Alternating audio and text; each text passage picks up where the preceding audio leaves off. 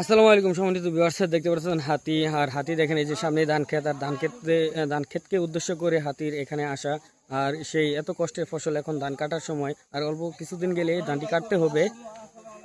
তাই এর জন্যই যাতে ধান ক্ষেতটি হাতি থেকে রক্ষা করতে পারে সেজন্য কৃষকের বিভিন্নভাবে প্রস্তুতি নিছে হাতিকে তাড়ানোর জন্য। মশাল দিয়ে হইচই করে দেখা যাক এই হাতিগুলো, এই যে অবশেষে হাতিগুলো ঘুরে গেছে, আহ, আহ, ধান ক্ষেতটি রক্ষা পাবে। আর যদি হাতিগুলো ধান খেতে আসে তাহলে বোধহয় সর্বশেষ হয়ে যাবে, কারণ আর অল্প কিছুদিন গেলে ধান ক্ষেতটি কাটতে হবে।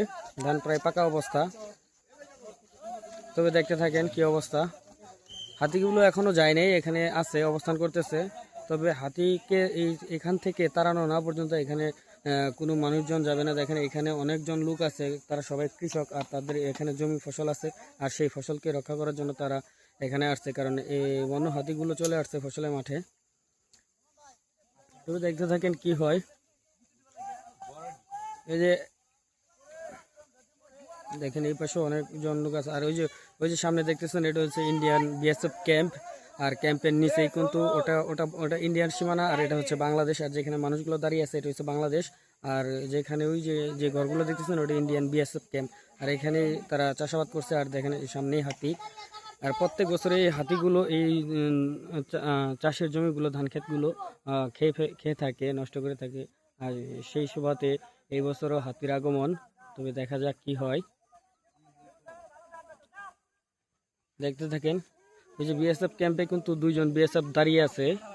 ওই যে আমি যদি জুম করে দেখাই তাহলে ওই যে দেখতে পারবেন। আসলে এখন সন্ধ্যা হয়ে গেছে তাই সঠিক ক্লিয়ার দেখা যাইতেছে না। দেখেন কি অবস্থা হয়।